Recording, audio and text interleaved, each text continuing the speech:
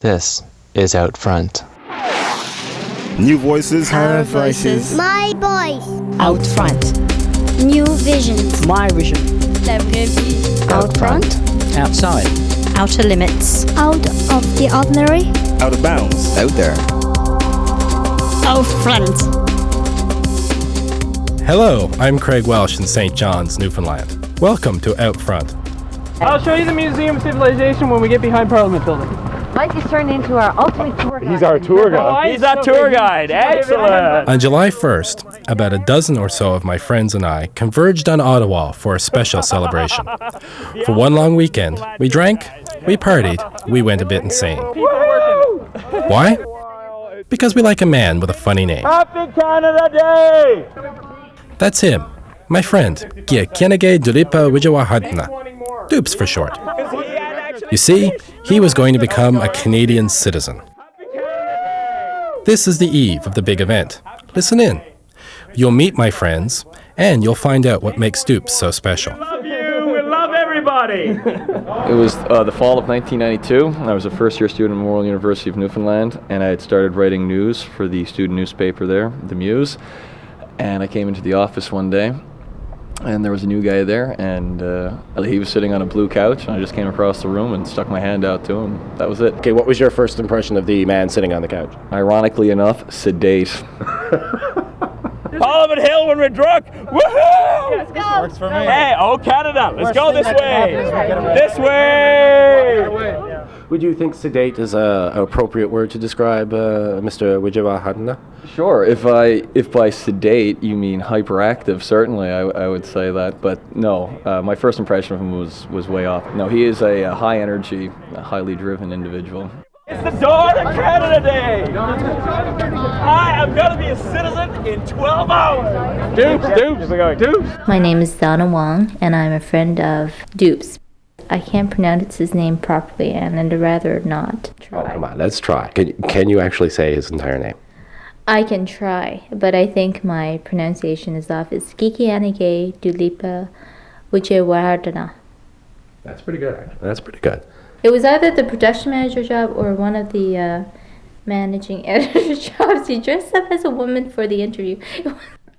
I never knew that. He dressed up as a woman? For the production manager. You know, he had the black lace bra and a weird wig and gloves. And you don't remember this? No, I don't remember this. Yeah, he did. Well, I remember Halloween. And we were at a Memorial University costume party. Myself and a friend of mine who was an engineer were dressed as Scotsmen with curling brooms, and we were chatting away with some medieval people when this very strange black man wearing this purple outfit came storming through the door, and during that party I was introduced to him, and I thought, man, this guy is, well, he's pretty weird, but pretty interesting at the same time. Here we are. Bunny and Ivory. We met you at Chris Smith's house, Yes, right? that's right, yes. We dragged Dups along with us, and he met all of my family, and we had a great time. My family fell completely in head over heels in love with him. So now every year, Dups has to come home and spend that time with my family, or else they all get really bitter.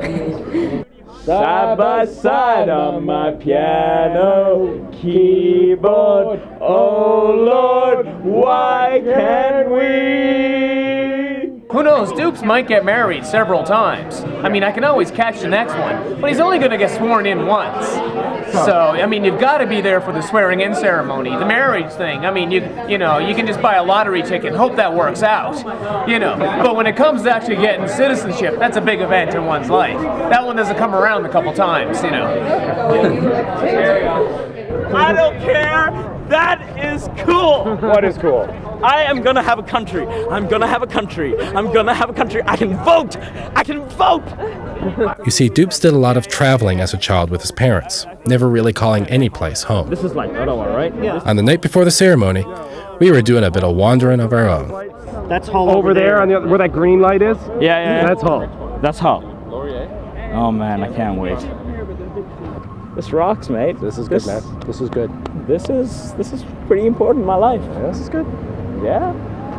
I'd say Chris is right. I may get married like 4 times in my life. I'm only going to become citizen once.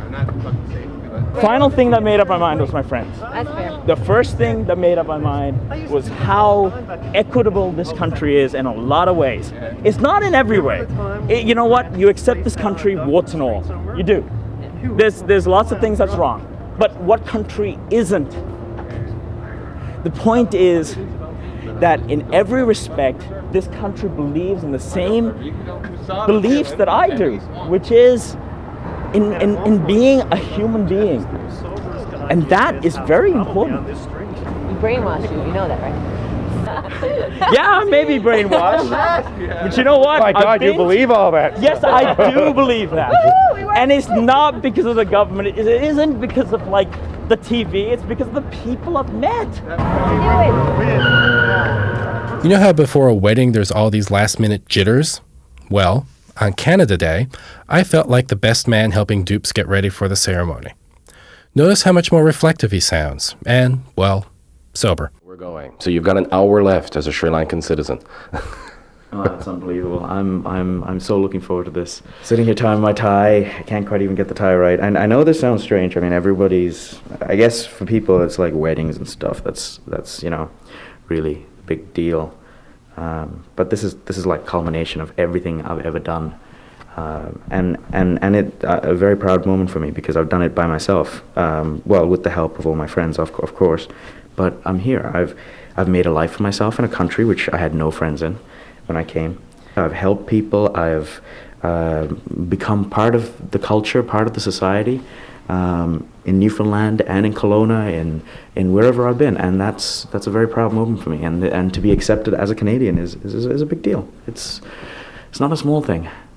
How do you think your parents are doing today? I think they're a little bit sad because in a way I'm saying that basically now my life is a Canadian, and I know that giving up my Sri Lankan citizenship also, it's a way of saying, goodbye to that culture, goodbye to everything that brought them where they are. And I'm saying, no, that's it. From me and whomever comes after me will not be Sri Lankan. That's a little upsetting to them, I think, right? I left Sri Lanka when I was 4.5, 5. Went to Papua New Guinea, went to Hong Kong, and then my parents went back to Sri Lanka and I came to Canada. So I've never really lived in Sri Lanka. I look like a Sri Lankan. I speak Sinhalese a little bit. My parents are always going to live there, and most of my blood family will be there, and I will always have that culture. I have the stories. I have the history that my parents gave me. But actual, really true love feeling for the country, I don't have it. What's that like? You've got this many friends coming up to see this happen. Unbelievable. I just can't believe it because I came here for me. This is not about anybody else right now. It's like I said, it's the culmination of my life to finally get something that I've never had. Mm-hmm. And a lot of people, it's not a big deal. To have my friends there, the reason that I'm in Canada, to go through this with my friends is pretty awesome. Today is July 1st. This is cool. Thank you. God bless you. Really. Okay. Let's go. All right. Hollywood Hills. Did we lose Corey? Good afternoon and welcome to the Citizenship ceremony presided by Judge Dups and Canada. Good afternoon! Wow! Happy Canada Day! Happy Canada Day! The judge was obviously having a really good time. She was pretty hyper and she was pretty happy from what I saw.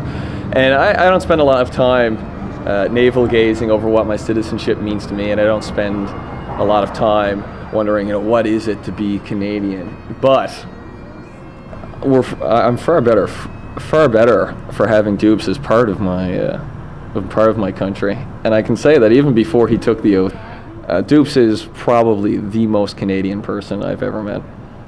Today is such a special day for you, your family, your friends. And I feel extremely privileged and honored to have the opportunity to share this moment with you. The judge called the new citizens up one by one. We all thought she was going to butcher Dups' name, but she nailed it. It's a little hard to hear. There were problems with the sound system. But what happens next is one of the coolest things I've ever experienced.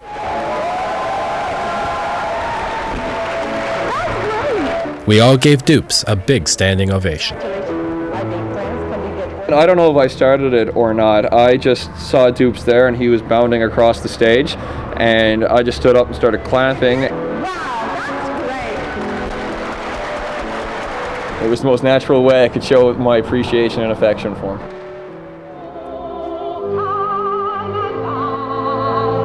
Getting up on stage and having everybody cheer, I was blushing. I mean, perhaps you couldn't tell, but I was so bashful. I wanted to go hide behind a wall somewhere. I almost broke out in tears, which is amazing as I was sitting there.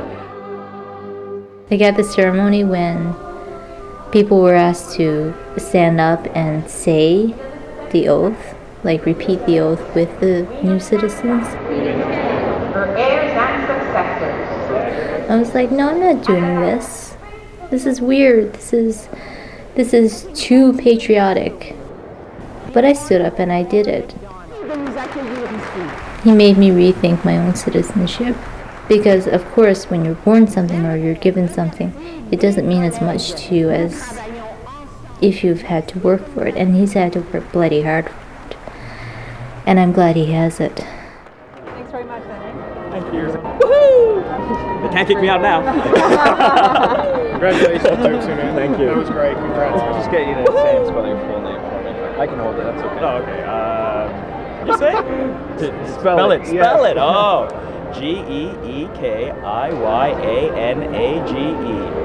DULEEPAWIJAYAWARDHANA. Okay. I called my parents in Sri Lanka. I only talked to my mom. My mom cried. She said, "I guess when I was pregnant with you, you were never meant to be a Sri Lankan." And then she started crying and had to hang the phone up. It was very sweet, very touching moment. It'll be extra special when I look back on every Canada Day to what has happened since I became a Canadian. And I'm sure there's going to be wonderful things that will happen, as well as bad things. I mean, life is life.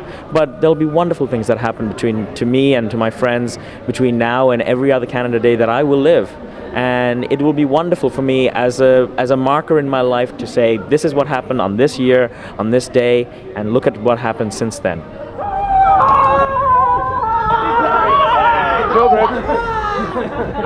And then we headed to the bar with our friend, the new Canadian.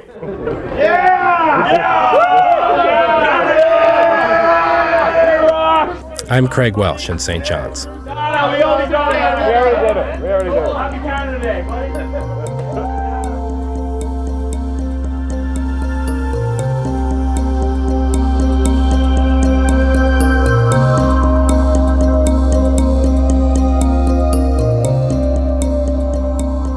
In Toronto, Ontario, I'm Zan Nickel.